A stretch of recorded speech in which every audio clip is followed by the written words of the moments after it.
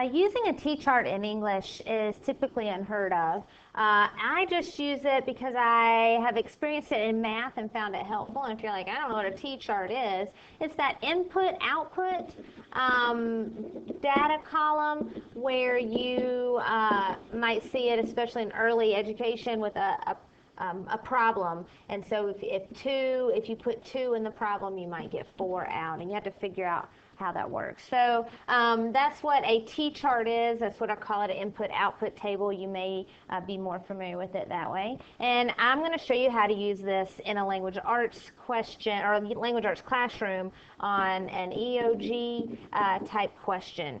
So it's just another way to organize it. What is a T-chart? It's an organizational tool to help you when answering questions. There's a specific type of question you're looking for, and both sides must be correct in order for the answer to be correct. And I'm going to give you an example here in just a few slides.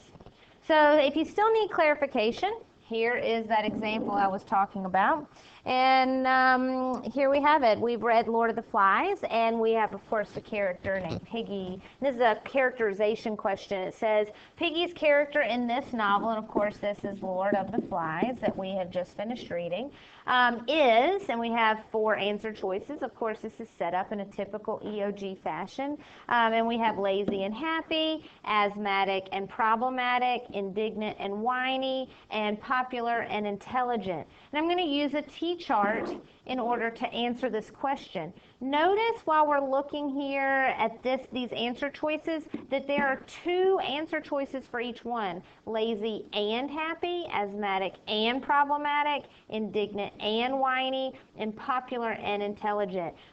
Both sides have to be correct in order for the answer to be correct. And my recommendation, because you are trying to do 2 different things, you are answering the question, but 2 answers have to be correct. So always go back to your question and make sure you are answering the question that is being asked. So many times we are answering a question that is not on the paper.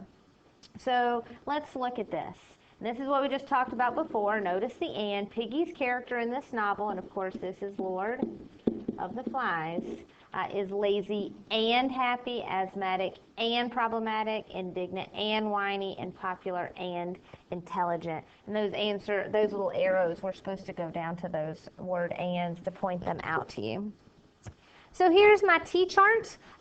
Your first answer, and this, you may not be able to see that very well, and then the second answer, because both of these answer choices have 2, A is not just A, it's A part 1 and A part A and A part B. So you have 2 answer questions, and you have to consider both sides for the answer to be correct. So going back to the question, it says Piggy's character in Lord of the Flies is lazy and happy. So let's look at this question. We have lazy and happy. Is he lazy? The first answer choice, check. Yes, he is lazy. Is he happy? I'm not sure you can ever find when Piggy is very happy. So that answer, the first answer was correct. He is lazy. We can prove that textually from the novel, but we cannot prove necessarily that he is happy.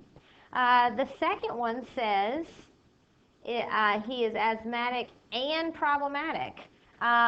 You might go here. We have asthmatic, definitely asthmatic. Problematic, I'm not sure.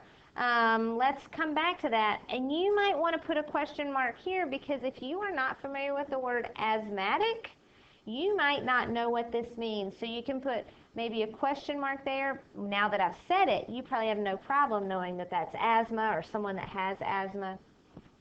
C is your next answer choice. Is he indignant? That word was, I felt, almost overused to describe how indignant Piggy was. That is the word that just characterizes Piggy, sorry, tongue is tied, in this novel. And is he whiny? And of course, I've got the conch. Yes, he is a whiny character. And then we have D. You want to go through this, even though, look, we have an answer here with 2 checks.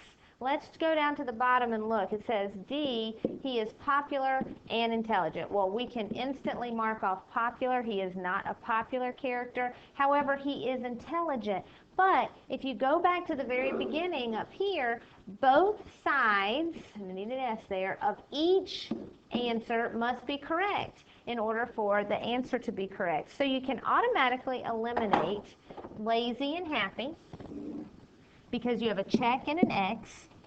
You can automatically eliminate popular and intelligent, and you might be left with B and C. Check that answer or question, and make sure we are answering the question that's being asked.